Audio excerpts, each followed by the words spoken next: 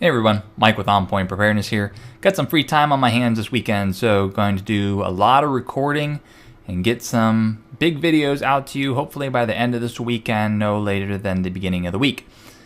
But before I get to all of that, I wanted to make you guys aware of something that I found out today. And it's about none other than the false prophet Pope Francis, who I've been following heavily. And I think you all should be following heavily as well. So I did a video on October 30th talking about the Pope and his rise to fame in social media and entertainment and everything in between, and the occult symbolism all around him. And he just one-upped us. He's playing his game great because he just released a rock album. I'm not kidding.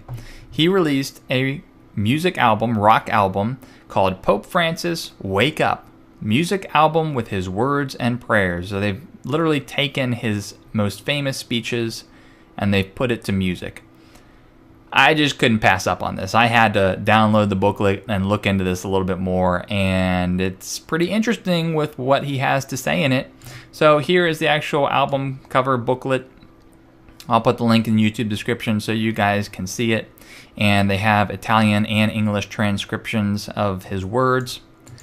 But just as he had many controversial things to say while he was in the States, like saying Jesus failed at the cross, when he said, "I come in my name," some of my videos where I've looked at his conclusion of the synod, and he said that Jesus was weak. He says that, what else did he say? He said that there are there's many temptations for those that follow Christ. Very controversial things that he speaks of whenever he's referring to Christ, and he does not disappoint in this album cover. So if we go down to, let's see here, I think it's track 8. Yep, track 8. Look at what he says here. Faith in Jesus Christ is not a joke. It is something very serious. It is a scandal that God came to be one of us. It is a scandal that he died on the cross.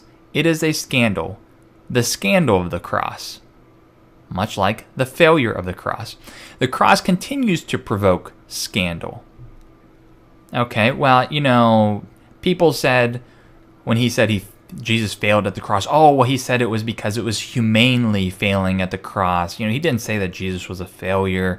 Well, I don't know how you can really work your way out of this one, because scandal really does not have any positiveness to it whatsoever. If you just look at it, it's an action or event regarded as morally or legally wrong and causing general public outrage. Outrage and anger caused by a scandalous action or event. Rumor or malicious gossip. So maybe he's talking about the Pharisees and how they thought it was a scandal, but those days are over, and he's basically reaffirming what they felt, that it's still a scandal. Pretty crazy things. Pretty crazy with this particular sentence here, the scandal of the cross, which is almost identical if you just replace scandal with failure.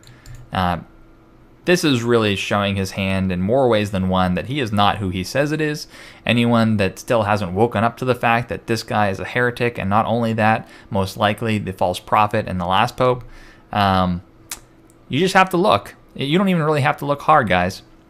So that was one aspect of the album where he was saying things that were somewhat controversial. But let's look at another one. And I'm actually going to play this particular one for you. This is a YouTube video which has the music and some of his words in it. Dear young people, God, our God, has blessed us. From him we have received mercy. A sword of God's love. Go out to the world, so that by mercy shown to you, they, your friends, co-workers, neighbors, countrymen, everyone of this great continent may now receive the mercy of God. It is by his mercy that we are saved. So that all sounds really good. Two things I want to make mention of what he says there. He's specifically reaching out to the young people, and then he also says it's by God's mercy that we're saved. Well, it is by God's mercy that we're saved. However, it's not a passive mercy. He still gives us one more thing to do. We have to accept his mercy. We need to accept Christ. And he doesn't make mention of that. It's more of like a passive mercy, that Jesus died on the cross to save us all from our sins, and whether you're atheist, agnostic, or non-Christian, you're still saved as well. And again, I think he's going to reveal all that and promulgate it into Catholic law on December 8th. Again, this whole album is just wrought with controversy. I'll let you guys skim through it if you want. But here's another interesting thing, and this is more conspiratorial. This album, this is from the Rolling Stones here, Pope Francis to release pop rock album Wake Up on November 27th. Well, isn't it interesting that also on November 27th, we have this pop music group called The Vamps, or Vampires, that are releasing a new album also called Wake Up on November 27th. Coincidence?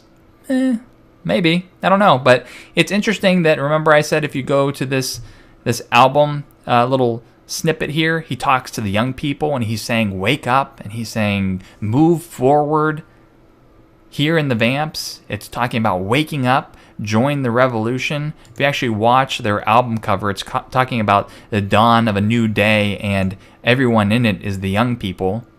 Join the revolution, wake up. This is actually going to be a great segue into my next video, talking about how you may be supporting the New World Order and don't even know it. So, I don't know, guys. I don't know if there's anything calculated to that or just one of those weird coincidences. But has to make you raise your eyebrow. Anyways, gonna get back to doing some more recording. See you guys in the next video.